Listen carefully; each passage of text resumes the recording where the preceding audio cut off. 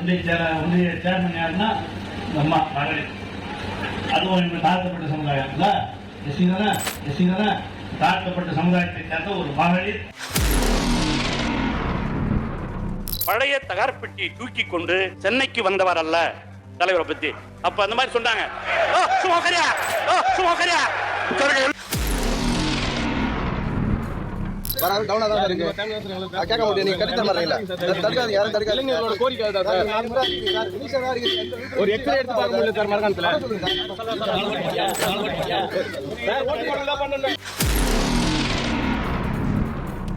ஒரு காலத்துல தாழ்த்தப்பட்டவர்கள் ஒரு கோயில் இருக்கிற ரோட்ல நடக்கவே முடியாது, பெரிய ஜாதிக்காரர்கள் ரோட்ல நடக்கவே முடியாது. இன்னைக்கு எங்கடா அந்த மாதிரி நிலைமை உண்டா?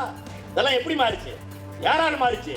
தந்தை பெரியார் பட்ட பிச்சையினால் மாறியது என்பதை மறுக்க முடியுமா? தந்தை பெரியார் பட்ட பிச்சையினால் மாறியது என்பதை மறுக்க முடியுமா?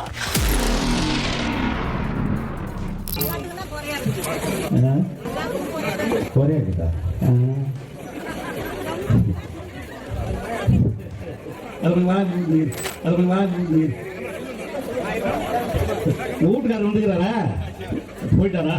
பாவம். நல்ல வழியாகதான் நீ இப்படி அனுப்பிச்சுட்டு நல்ல வழியாகதான் நீ இப்படி அனுப்பிச்சுட்டு தரங்க. 4000 ரூபாய் வாங்கினீங்களா? இப்ப பஸ்ல எப்படி போறீங்க? இங்க இருந்து கோயம்பேடு போகணும்னாலும், இங்க இருந்து எங்க போகணும்னாலும் எல்லாம் ஓசு பஸ்ல போறீங்க. ஓசு பஸ்ல போறீங்க. எல்லாருக்கா இல்லையா? என்னது எங்க யாரு சேர்மன்? யாரு?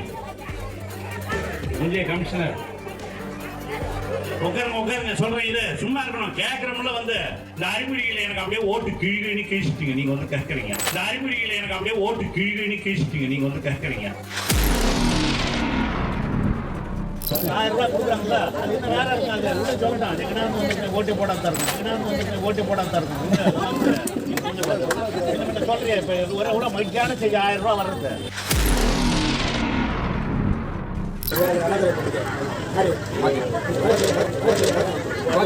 முன்னாடி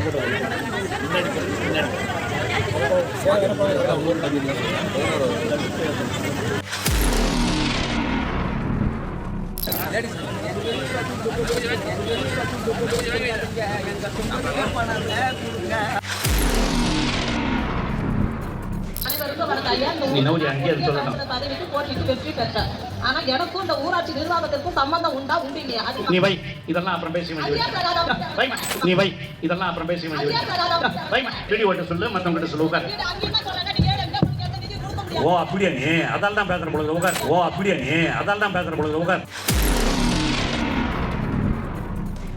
வருமானத்திற்கு அதிகமாக சொத்து குவித்த வழக்கில் பொன்முடிக்கும் அவரது மனைவிக்கும் தலா 50 லட்சம் ரூபாய் அபராதம் என்பது விதிக்கப்பட்டிருக்கிறது. 3 ஆண்டுகள் சிறை தண்டனை என்பதை தற்போது நீதிபதி ஜெயச்சந்திரன் தண்டனை விவரங்களாக அறிவித்து வருகிறார். நடக்கும் நடக்கட்டும்.